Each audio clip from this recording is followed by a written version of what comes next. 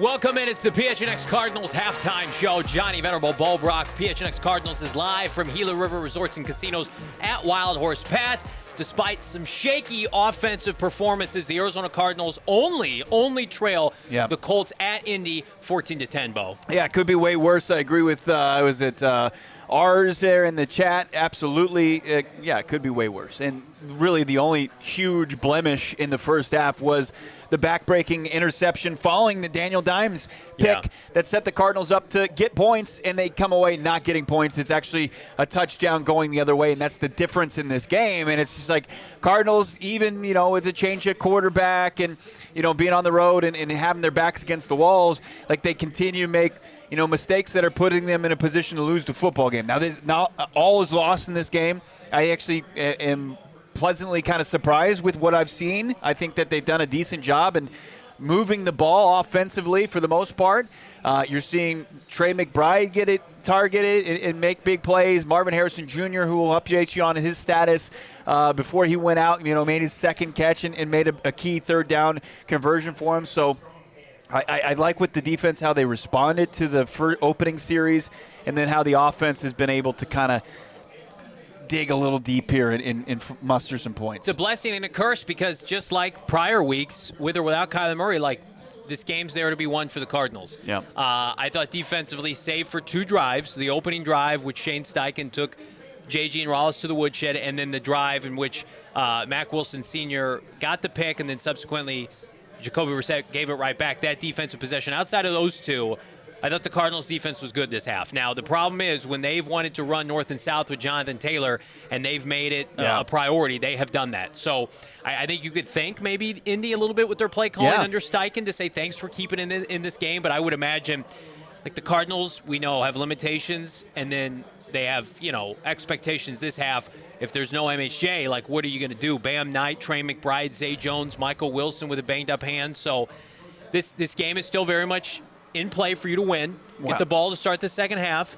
But here's the priority. The defense is going to have to play lights out the entire second half. There cannot be any kind of hiccups, because if you're going to win this game, you're going to win it ugly. Right, and I think you're going to have to put your offense is going to have to do something that we're not completely confident they can do coming out of the locker room and getting the ball and putting up points. Like, can you take away Indy's ability to lean on the run game? Right. Say you go up, God forbid, heaven forbid, you go up 17-14. Right. You put the pressure on them to maybe throw the ball a little bit more. Right. I know it doesn't put them in like, hey, we can't run with Jonathan Taylor. Dire straits, but it does put the pressure on. Like, I look at this offense, and like you've got two bad series. Like the opening series was bad; it was 3 and out, and then you had another punt that you needed, and your special teams came up and were able to flip the field with a nice play from backup punter Pat O'Donnell, and then Keaton Crawford making a big play in coverage there. But offensively, you've got 3 series where you cover your eyes, and then you got 2 series where hey, you were able to move the football, you were come up with big plays. Right. You need more of that. Going in the second half. But defensively, you've got, 2 series you don't like, but the rest of it defensively, you've forced 3 punts and a pick.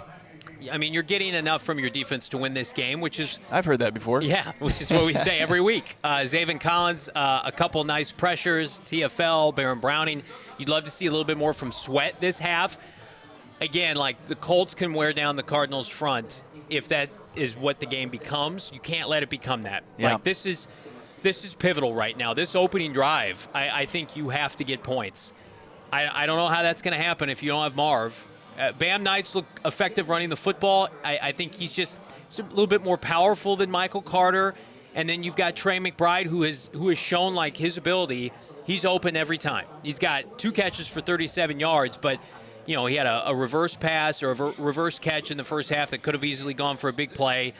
if I'm losing this game, it's like Trey McBride, and then if Marv can come back, it's like those are the guys I want to lose it with if I do go down. Zay Jones, frustrating, 2 for 5, including a couple key drops. The route that Jacoby Brissett threw the interception, it looked like Zay Jones either fell down or got rerouted. Yeah. And then the penalty from Zay Jones, I know he kind of made up for it by getting the first down, but just not a winning player. Michael Wilson looked like maybe he broke his pinky in the first half. Right. Or it was gnarly pretty looking. gruesome. Kind of looked like Baldy a little bit with his pinky that goes the opposite direction. It'll throw you off every once in a while. Look, Marvin Harrison Jr., we can tell you, boots on the ground in Indy, said that he was very frustrated. He looked like he was passing most of the concussion protocol steps, but continued to advance through that and looked furious, according to our source there on the ground there in Indy, that he had to go into the locker room. So is there a chance he can come back? Like, the only thing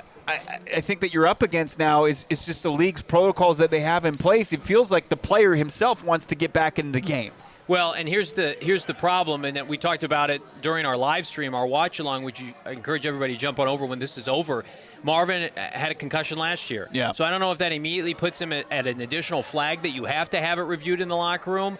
I haven't heard that as a rule, but I mean, like, this, if he can somehow play in the second half, that's a massive win. Like, I question the Cardinals' ability to move the ball with or without Marvin. Yeah. But man, oh man, like, Marvin has shown this game, he's open. Throw him the football. Trey McBride, they're open. So I like the big plays. There was still too much of a lull before catch one and catch two for Marvin Harrison Jr. But it looks like the offense, they understand how they're going to move the football in this game, right? Right. And, it's going to be through their playmakers, their outside playmakers. You got to continue that up. That better be the theme to open up things here in the second half.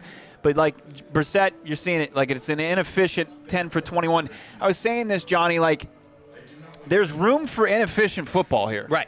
The Cardinals, that's their crutch too often. Like, take the checkdowns, efficiency is king, and it's like, that's not the case. Right. It's move the ball downfield. Like, sure, you're putting yourself in a little bit more of a third and unmanageable, but, like, if you're giving yourself a shot, you've got the playmaking that's there to sustain drives, to find scoring. Noah, let's get to these super chats here as kickoff is right around the corner. We've got 3 of them here.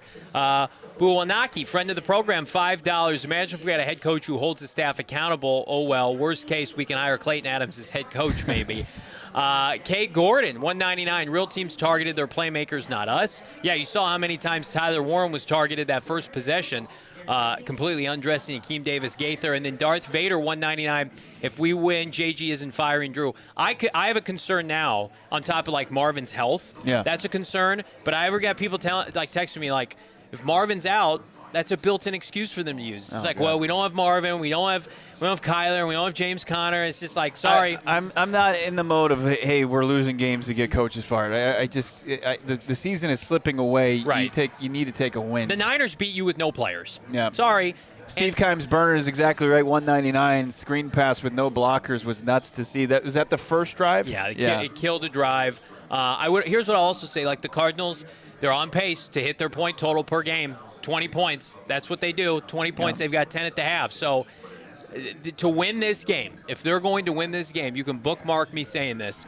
The defense has got to play lights out, force turnovers, force punts, maybe block a punt, and the offense is just going to have to be opportunistic, kick field goals. Yeah. I don't think the defense can give up another touchdown this game. It's just kind of the way this is going. We'll see what kind of adjustments Gannon and company make. It was nice to see Max Melton come back in the game when we thought he was injured, but you've got your full deck of cards, for lack of a better term, like Mac Wilson, Will Johnson. Like, let those guys make some plays, get their hands on a football. As we're still waiting, Marvin Harrison Jr., the update, we don't have anything yet. Yeah. He remains sidelined. And again, if he's out to start the second half, expect him to be done for the day. Yeah, I mean, you're looking for him to return to the sidelines and, like, the very least, get an update from those in Indianapolis if he's making his way out from the halftime locker room. Don't have any intel like that. Cardinals 161 total net yards to 177 from the Colts.